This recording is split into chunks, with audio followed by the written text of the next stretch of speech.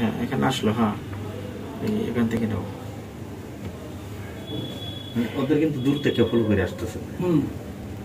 টাঙ্গাইলের অন্যতম নারী সমন্বয়ক ফাতেমা রহমান বিথি ইপটিজিংয়ের শিকার হয়েছে। শুক্রবার রাতে ভিক্টোরিয়া ফুড জোনের সামনে সমন্বয়ক বিথি সহ তার সাথে থাকা 2 বোনকেও ইপটিজিং করেছে 4 জন ইপটিজার। এ সময় ইপটিজিংয়ের প্রতিবাদ করলে তাদের সাথে খারাপ আচরণ করে। ইপটিজারদের মধ্যে 2 জনের নাম পরিচয় পাওয়া গিয়েছে, অমিয় ও মুন্না। এরা দুজনই সেই সময় ইপটিজিং করে। এখনও বাকি 2 জনের নাম পরিচয় জানা যায়নি। সিসিটিভির ভিডিওতে দেখা গেছে মোটরসাইকেলের উপরে বসা 2 যুবক সমন্বয়ক বিথির সাথে তর্কাতর্কি করছে।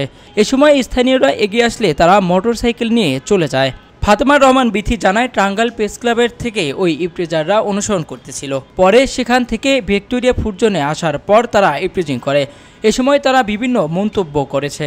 পরে ইপটিজিংয়ের প্রতিবাদ করলে তারা খারাপ আচরণ করে। এক পর্যায়ে স্থানীয়রা এগিয়ে আসলে তারা পালিয়ে যায়। পরে বিষয়টি পুলিশকে জানানো হয়েছে। পুলিশ সিসিটিভি ফুটেজ সংগ্রহ করেছে। ইপটিজারদের শাস্তির দাবি করেছেন সমন্বয়ক ফাতেমা রহমান বিথি। টাঙ্গাইল সদর থানার পুলিশ পরিদর্শক মুরাদ হোসেন জানান, ঘটনাটি জানা নেই। এ বিষয়ে কেউ থানায় অভিযোগ করলে ব্যবস্থা গ্রহণ করা হবে। কিছু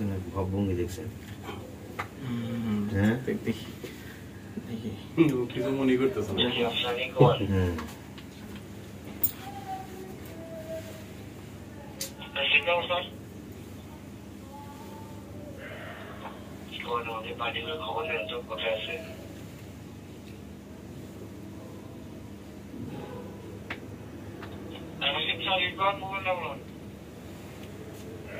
কোন জায়গায় মোবাইলটা আমার ক্লিয়ার, ভিক্টোরিয়া রোডে আছে।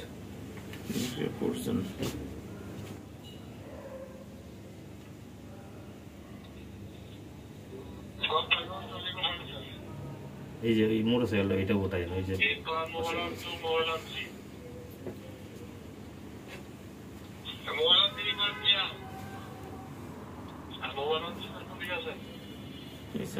লোক জমায়েত হইতেছে, সবাই দেখতেছে।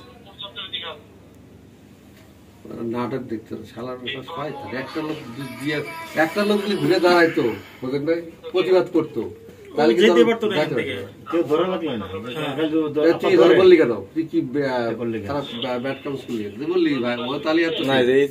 কথা বলছে, আপনাদের পক্ষে কথা বলছে। যে ছেলেটা, এই ছেলেটা আমার দূরে অবস্থায় করছে। হ্যালো, বুঝতে পারছি, কিন্তু এই জন্য দ্রুত চলে যাইতেছে।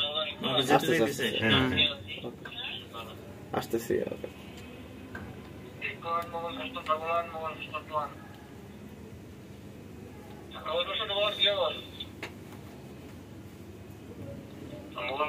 ওই যে মোটরসাইকেল দুইজন দেখছেন না, ওটা ওদের সাথে ওই দুজন এদের সাথে একজন বাঁচা নিয়ে গেছে, আরেকজন আরেকটা লয়ে গেছে।